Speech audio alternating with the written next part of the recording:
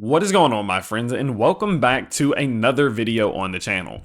Well, ChainLink has absolutely exploded today, clearing a 6-month resistance level and is now looking like it has some very blue skies ahead. So in today's video, we're going to be talking about if you should or should not be buying right now and what you can expect over the short, mid, and long term. So with that being said, of course, let's go ahead and let's get straight into it. Well, overall, ChainLink has been a crypto that we have been covering for quite some time. Now, I don't really post many videos about it, but even in the Patreon, it's one that we've been buying for a while. We did start a midterm position on it on October 1st at $26.08. And of course, since then, we can see that the price of Link has gone up a pretty substantial amount. From then, we have seen the price go up about 42% in just over a month, which has been an absolutely phenomenal trade. So of course, congrats to anyone who is in the Patreon. But although we have seen growth of that nature, I honestly believe it is just getting started.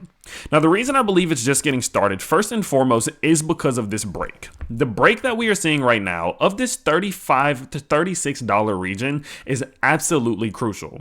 Of course, what we did see happen is that we set this high back in May.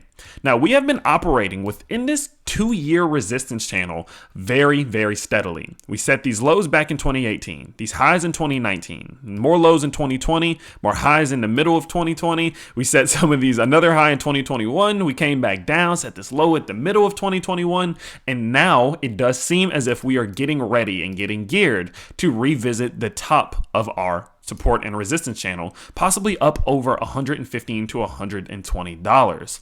But in order for us to get there, we absolutely had to be able to clear this $36 level. The reason I say that is because over the last 6 months, we have been unable to do so. We gave it a try off this bounce and we failed. We continued downwards. We gave it a try off this bounce. We failed. We continued downwards. But as this did started to play out, we were putting in some of these higher lows and putting in these higher highs. And now that we have gotten enough momentum, we finally have been able to clear this. Now, there is a technical target that is in play now that we have cleared this. Now, what that's going to be is from this cup and handle pattern. The technical target in which we're going to apply is taking the depth of our cup to the top of the cup line at $36. We're then going to take that distance, and I'm actually going to turn this off of our logarithmic scale just to a regular scale here. And what we're going to do is we're going to take that distance and apply it to the cup line. Now, when we apply it to the cup line at $36, that gives us a technical target for a breakout all the way back up towards 59 to 58.5. Now, what's interesting about that is if we do go ahead and we just draw our Fibonacci's from our swing low to our swing high, that's not even interacting with our extensions just yet. So what that tells me is, yeah, that's going to be a strong price target. But once we start making a move in this direction, there's even more growth that is going to be right around the corner. So overall, in the long term, even though we have been seeing a massive pump today, I do believe that this is just the beginning of a larger push for ChainLink, especially considering the fact that it's been a bit of a sleeping giant over the last few months. Now, don't get me wrong, in the short term, we definitely can look at some type of pullback to happen. Once we clear a key level of resistance of this nature, it is not uncommon whatsoever for us to come back and retest this as support. So in the short term, if we come back anywhere between $35 and even $33, don't be too surprised. But it's the fact that we've been able to clear this level of resistance that says that even if we pull back, that big wall of resistance is really no longer above us, and we can make that move to the upside. Now, that is just the beginning. This step and this clearing of the $36 level was just the beginning. We still have one more big barrier and one more big obstacle before we can start to aim for $100 plus. And that's going to be the $44 to $37 region. Now, of course, if you know your Fibonacci's, you can recognize it pretty easily. But that's going to be from our all-time high down to the July 20th low.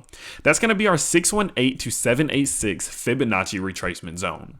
Once we are able to clear a 618 to 786 Fibonacci retracement zone, there's a very high likelihood of us going up to set some pretty high new all-time highs. Typically speaking, once we're able to clear a 786, we will at minimum work our way back up to a 1.272, which is currently up around $63, but I don't even think that's the beginning. I think that we would be able to extend much further past that, but it all comes down to the principle that we need to get past the 786 to 618 zone.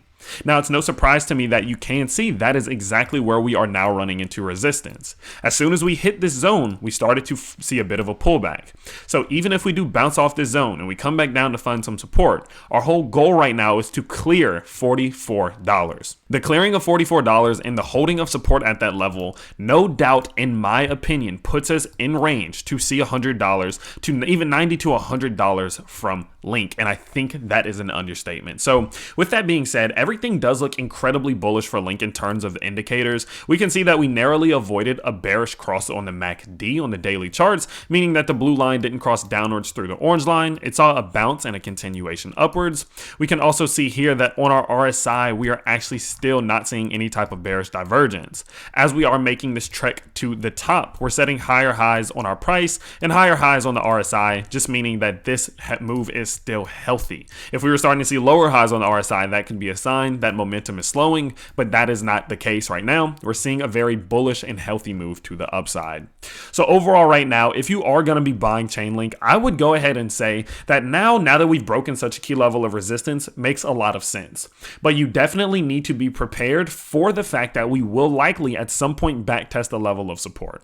Now that we've cleared a key level of resistance, flipping it into support is crucial for more momentum. And so even if we do not come back down to this level, this $36 level, but we break into our 618786 zone, then use the 618 as support, some type of support establishment is going to be the only way in which we can get up to these all-time highs. So as long as you have the stomach to sit back and watch the price go down 5 to 10% at some point, I definitely think buying now makes a lot of sense in my non-financial advisor opinion, of course, because in the long run, I am still expecting a push up towards, the top of our channel, which could be well over 100 to 200%.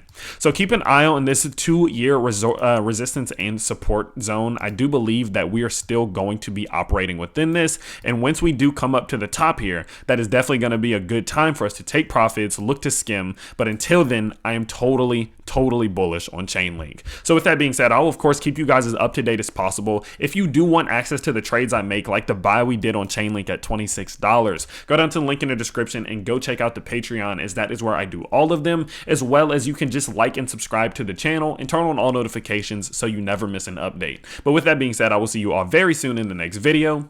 Peace.